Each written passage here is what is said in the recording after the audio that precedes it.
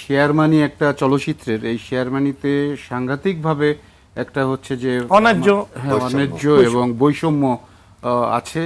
এবং দেখেন যে এই বৈষম্যগুলো চলে আসছে দীর্ঘদিন ধরে। আমরা দীর্ঘদিন ধরে এটার বিরুদ্ধে কথা বলছি, এই বৈষম্য নিয়ে বসার জন্য বলছি।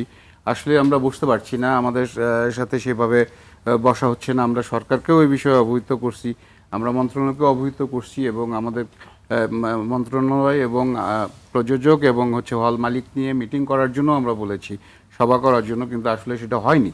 দেখেন যে কতখানি অনিয়ম, বা এই যে আমাদের শেয়ার মানির ব্যাপারে কতখানি অনিয়ম। একটি সিনেপ্লেক্সে একটা ছবি যদি হচ্ছে যে 450 টাকা 400 টাকা টিকিট হয়, আমরা শুধু পাই হচ্ছে সেখান থেকে হচ্ছে কত, আমরা হচ্ছে 55 টাকা 60 টাকা পাই। এই যে একটা সিনেমা যদি এইখানে যদি আমরা শেয়ারিংটা ঠিক মতো পেত, যে কোনো ছবির শেয়ারটা যদি ঠিক মতো পেত, তাহলে কোনো ছবি আমাদের দেশে লস হতো না।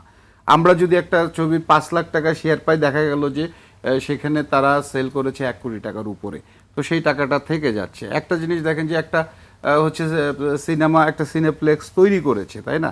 তো একটা সেখানে একটা এসি চার্জের যে শীততাপ নিয়ন্ত্রণের যে বিষয়টা নেয়, এইটা তো সেই তখনই যখন শুরু করছে তারপরের থেকে, আর এতগুলা দর্শক এতগুলা শো যাচ্ছে, তো কয় টাকার বিদ্যুৎ একটা টিকিটের একজন ব্যক্তি তিনি ঢুকছেন হলে, তার কয় টাকার হচ্ছে যে সে কারেন্ট, তার এসির বিল আসছে, সেখানে দেওয়া হচ্ছে আপনার প্রায় 150 টাকা 125 টাকা। সে ব্যাপারটাই তো গুলজার ভাই তো পরিষ্কার করলেন যে কলকাতার একটি হলে গিয়ে উনি তো দেখে এসেছেন, সেটা আমরাও জেনেছি যে শুধুমাত্র তারা ক্লিনিং চার্জ 5-6 টাকা নেয়, এর বাইরে আর কোনো টাকা নেয় না। আপনি তাকে 50% টাকা কেন দেন?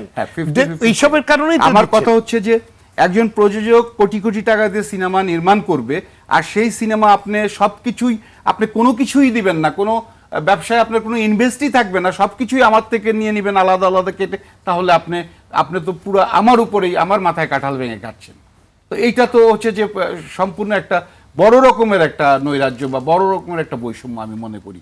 তো এই বৈষম্য হচ্ছে এটার একটা কিন্তু সুরাহা হওয়া উচিত, যেটা আমরা এখন করছি। আমাদের সামনে মিটিং আছে, আমরা হচ্ছে আবার এটা নিয়ে কথা বলবো। আমরা আমাদের 19 সংগঠনের মিটিং আছে, সেইখানে আমরা এই শেয়ার মানি এবং এই যে হলের হচ্ছে যে শো পাওয়া বা শো টাইম, এই যে বিষয়গুলো, এবং আমরা দেখেছি যে এখন 9টা 10টা 11টা 12টা সিনেমা তারা প্রতিদিন চালায়। হ্যাঁ, একজন প্রযোজকের একটা শো দেয় সারাদিনে। তো এইভাবে কি মানে একটা করুণার ব্যাপার হয়ে গেছে যে আমি পাবো কি পাবো না, এইভাবে কি একটা টাকা দিয়ে বানিয়ে উনি ব্যবসা করবেন, কাটাল ভাঙবে, অবশ্যই, আর আমরা করুণার পাত্র। এইভাবে একটা সিনেমা প্রযোজক বাঁচতে পারে না। একটা সিনেমা একটা সারাদিনে, আমরা আগে কি হতো, আমরা প্রতিদিন হচ্ছে যে হলিডেতে আমরা 600 করে আমরা পেতাম এক একটা হলে, তারপরে হচ্ছে নর্মাল হলে 400 করে আমরা পেতাম। তো সেখানে সারাদিনে যদি আমি 100 করে পাই একটা হল থেকে, তাহলে সেই টাকা উঠবে কিভাবে, আর প্রযোজক কিভাবে ছবি বানাবে?